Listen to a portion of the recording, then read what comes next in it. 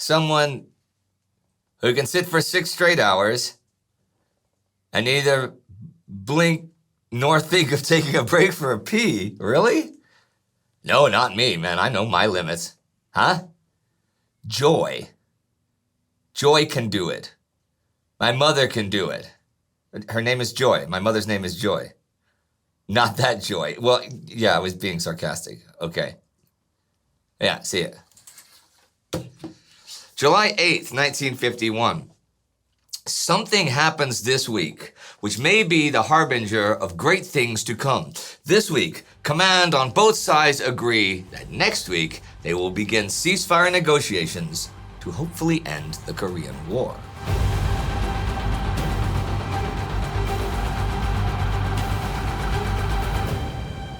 I'm Indy Neidell, and this is the Korean War. Last week, the war turned 1 year old, and it was a week of broadcasts. The Chinese responded to the Soviet broadcasts suggesting a ceasefire, and then UN Forces Commander Matt Ridgway responded to their responses. There was also a strong response from South Korean President Syngman Rhee, who is opposed to any ceasefire if it's going to be under the terms he thinks it will be.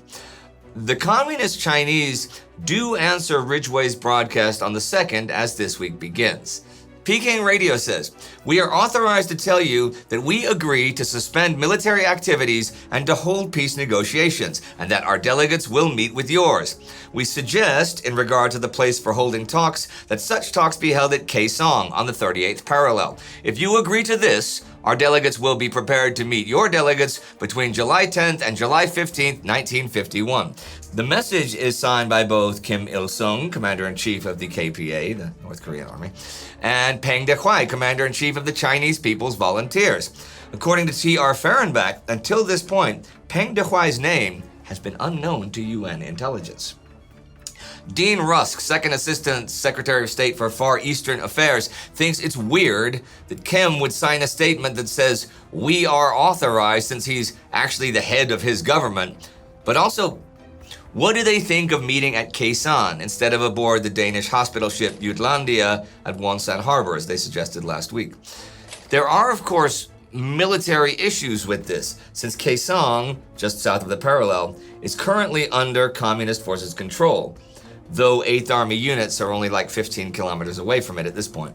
The Joint Chiefs of Staff Intelligence Committee says it's acceptable, though it offers definite political and psychological advantages to the enemy. The committee overlooked a more salient fact. Kaesong in past centuries had been the Korean capital, and holding talks there could be interpreted as evidence that the communists had the upper hand in the war. Matt Ridgway has serious problems with this. Oh yes. He did not intend to surrender the 5 months he had spent rebuilding the 8th Army and regaining the battlefield advantage. He cabled the Joint Chiefs that he considered a ceasefire wholly unacceptable and said he would reject it unless otherwise instructed. Ridgway cited intelligence reports of a Chinese buildup leading to another offensive. If he must negotiate, Ridgway wanted the date advanced. The Joint Chiefs of Staff, backed by both the State Department and the White House, says you are absolutely not going to ask for an earlier meeting. They also tell him what words to use in his response, so it's plain that the start of talks doesn't mean an end to the fighting. Agreement on armistice terms has to precede cessation of hostilities. There's a little back and forth, and both sides agreed to have liaison officers meet at Kaesong today, July 8th.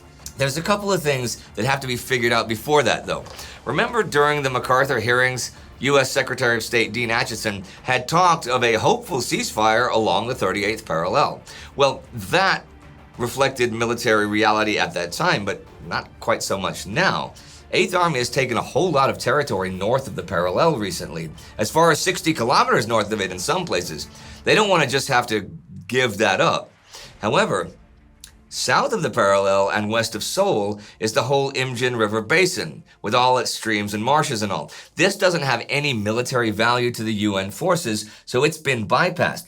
Maybe they could sort of trade this land to the opposition for the lands north of the parallel that they already hold, in particular those in the Iron Triangle, in the center of the peninsula. Maybe. And Ridgway doesn't see any military purpose in the 38th parallel anyhow.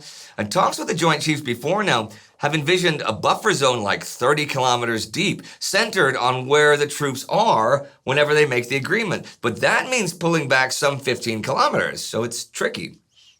A few weeks ago, the Joint Chiefs sent Ridgway minutely detailed instructions on how any negotiations should be conducted. These were developed by officials from both the Pentagon and state. It begins by saying the military interests are to stop active fighting, get assurances against the resumption of fighting, and to protect UN forces. Here's what it says after that. We lack assurances either that the Soviet Union and Communist China are serious about concluding reasonable and acceptable armistice arrangements, or that they are prepared to agree to an acceptable permanent settlement of the Korean problem. In considering such an armistice, therefore, it is of the utmost importance to reach agreements which would be acceptable to us over an extended period of time. Well, that's all well and good, but there's more. Discussions between you and the commander of the opposing forces should be severely restricted to military questions.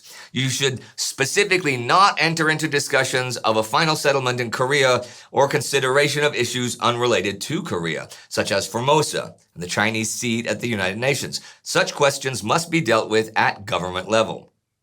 Ridgway is directed to be tough, though to avoid looking like he's overreaching, since that might cause international opinion to question his negotiating in good faith. He's also not to allow the talks to break down unless the other side refuses to accept even the minimum U.S. position.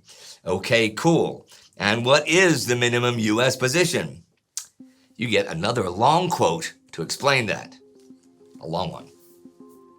The armistice would be confined to military matters within Korea and continue in effect until superseded by other arrangements. The respective commanders would order a cessation of hostilities. A demilitarized area would be established across Korea. Ground forces would either remain in position or, if in advance of the demilitarized zone, move to the rear. A military armistice commission, with members chosen equally by either side, would have free and unlimited access to the whole of Korea to oversee the truce. No air, ground, or naval reinforcements could be introduced, although the exchange of units or individual personnel on a man-for-man basis would be permitted. And there should be no increase in the levels of war equipment in Korea at the time the armistice became effective. There is a lot of emphasis on the Armistice Commission, and that it has complete freedom of operation is considered absolutely essential. It must have competent leadership, and it must be large enough so size does not limit its functions and its duties. Without this, the UN will not consider any armistice to be effective. But what about the demilitarized zone? Well, the Joint Chiefs actually give Ridgway the go to try to drive a hard bargain, but they want a 20-mile zone, 32 kilometers, based on where the armies are at the time of the armistice, hoping to bypass Acheson's 38th parallel statement.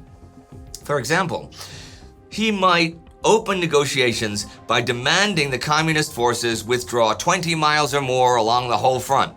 And if they counter that by saying that certain U.S. government officials said the U.S. was prepared to accept a settlement near the 38th parallel, then Ridgway can say, sure they did.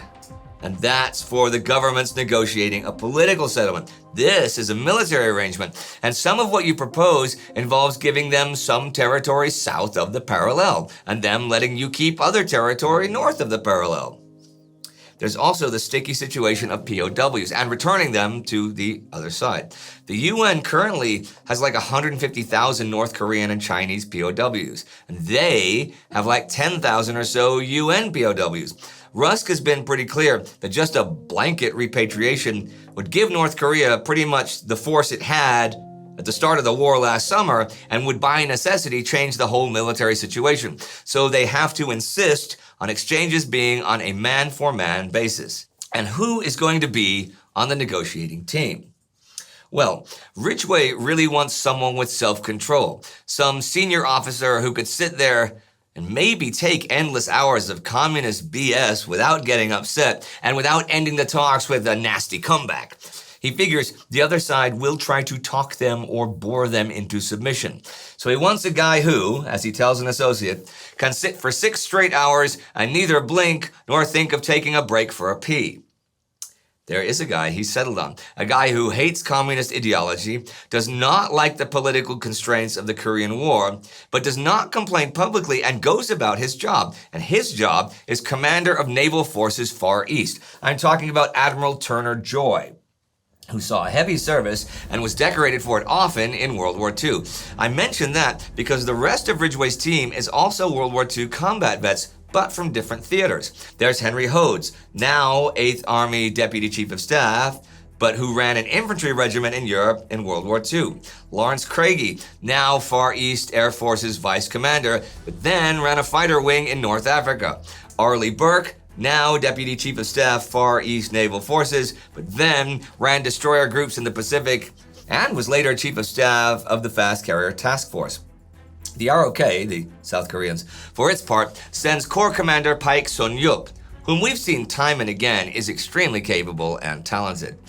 A 3-man liaison party, led by Air Force Colonel Andrew McKinney, flies into Kaesong by helicopter to set up the talks. And things are pretty hairy straight up. Kaesong, which is not all that large, is supposedly neutral for the meeting, though again, it's in communist-controlled territory.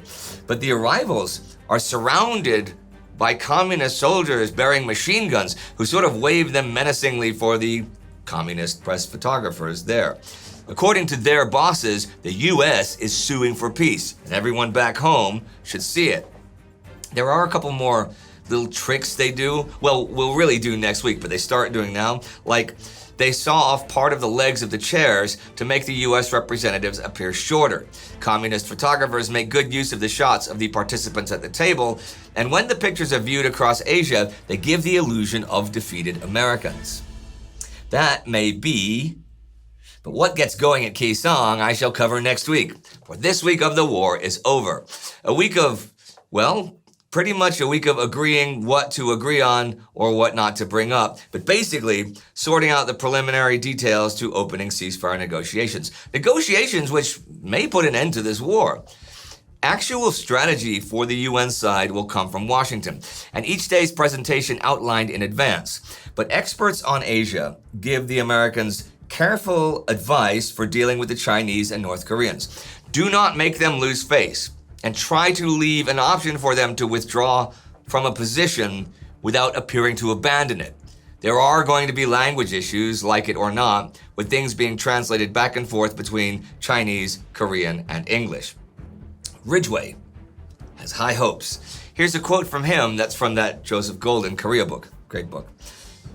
If they do things well enough, history may record that communist military aggression reached its high water mark in Korea, and that thereafter, communism itself began its recession in Asia.